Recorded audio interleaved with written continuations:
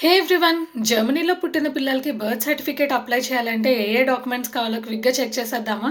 First అయితే మనకి హాస్పిటల్‌లో ఇచ్చే గెబూట్స్ అంటే బర్త్ నోటిఫికేషన్ అనమాట. అది కంపల్సరీ.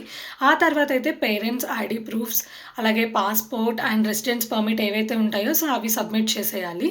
ఆ తర్వాత వచ్చేసి పేరెంట్స్ మ్యారేజ్ సర్టిఫికేట్ అనమాట. ఒకవేళ పెళ్లి కాని వాళ్ళైతే కనుక వాళ్ళకి పెరే అంటే పెటర్నిటీ అక్నాలెడ్జ్‌మెంట్ అంటే ఫాదర్ అక్నాలెడ్జ్‌మెంట్ అనేది లెటర్ ఫార్మ్‌లో ఉంటదనమాట. అది సబ్మిట్ చేయాలి.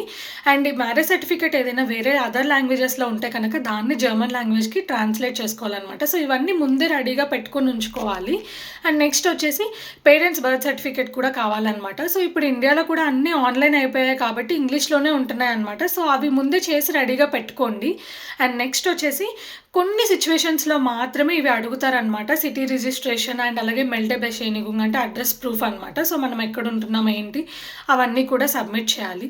ఇవన్నీ సబ్మిట్ చేశాక మనకి 5-10 డేస్‌లో అయితే మనకి బర్త్ సర్టిఫికేట్ రిటర్న్ వస్తది. అది వచ్చేసి 4 ఆర్ 5 బర్త్ సర్టిఫికేట్స్ అయితే మనకిస్తారనమాట. కిండర్ గర్ల్‌కి అప్లై చేయడానికి ఒకటి వాళ్ళకి సబ్మిట్ చేయాలి. అండ్ అలాగే ఎల్ట్రన్ గర్ల్‌కి అండ్ అలాగే హెల్త్ ఇన్స్యూరెన్స్‌కి ఇవ్వడానికి కూడా ఒకటి. అవి ఇచ్చేసిన తర్వాత మనకి మెయిన్‌గా మన దగ్గర ఉంచుకోవడానికి ఒకటి జర్మన్‌లో బర్త్ సర్టిఫికేట్ అయితే ఉంటది. అండ్ మనం వేరే అదర్ కంట్రీస్ నుంచి వచ్చాము. మనకి ఇంటర్నేషనల్ బర్త్ సర్టిఫికేట్ కావాలంటే కనుక ఎక్స్‌ట్రా €15 ఎంతో పే చేస్తే మనకి ఇంగ్లీష్‌లో ఒక బర్త్ సర్టిఫికేట్ ఇస్తారనమాట.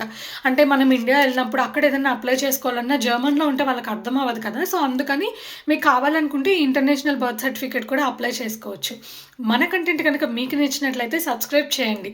మళ్ళీ ఇంకొక వీడియోతో కలుద్దాం. Until then bye by.